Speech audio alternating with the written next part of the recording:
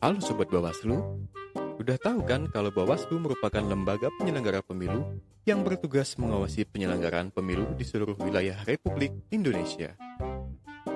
Tapi, kenapa ya pemilu perlu diawasi?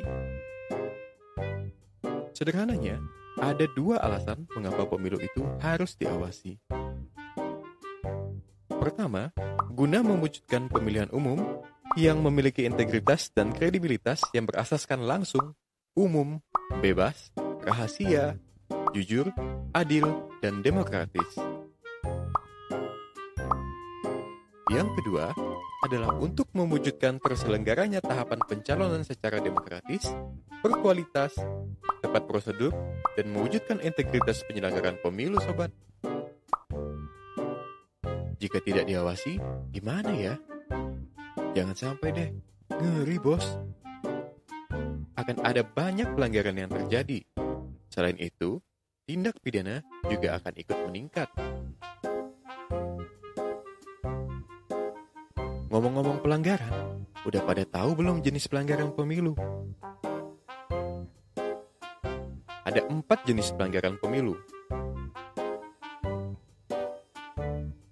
Pelanggaran administratif pemilu adalah perbuatan atau tindakan yang melanggar tata cara, prosedur, atau mekanisme yang berkaitan dengan administrasi pelaksanaan pemilu dalam setiap tahapan penyelenggaraan pemilu. Salah satu contohnya adalah petugas pemutahiran data pemilih atau PPDP tidak menempelkan stiker pada saat melakukan coklit. Sanksi terhadap pelanggaran ini adalah: pertama, perbaikan administrasi terhadap tata cara, prosedur, atau mekanisme sesuai dengan ketentuan peraturan perundang-undangan.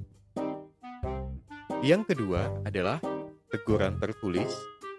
Yang ketiga, tidak diikutkan pada tahapan tertentu dalam penyelenggaraan pemilu. Dan yang terakhir adalah sanksi administratif sesuai dengan ketentuan dalam undang-undang mengenai pemilu. Pelanggaran pidana adalah pelanggaran terhadap ketentuan pidana pemilihan sebagaimana diatur dalam Undang-Undang Pemilihan. Contohnya, money politik, pemalsuan laporan dana kampanye, memberikan ancaman agar memilih kandidat tertentu. Sanksi yang diberikan adalah ancaman pidana penjara atau kurungan dari 6 bulan sampai dengan 6 tahun. Dan atau denda kepada pelaku sampai dengan 6 miliar. Pelanggaran kode etik penyelenggara pemilu. Pelanggaran kode etik penyelenggara pemilu merupakan pelanggaran terhadap etika penyelenggara pemilu yang berdasarkan sumpah dan atau janji sebelum menjalankan tugas sebagai penyelenggara pemilu. Contohnya adalah keberpihakan penyelenggara pemilu kepada salah satu kandidat. Sanksi dari pelanggaran ini berupa teguran, pemberhentian sementara, sampai dengan pemberhentian tetap.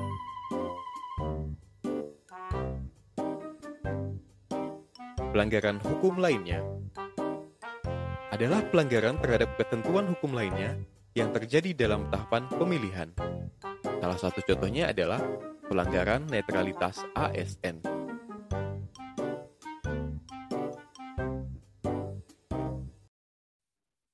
Hai, terima kasih sudah menonton video kami.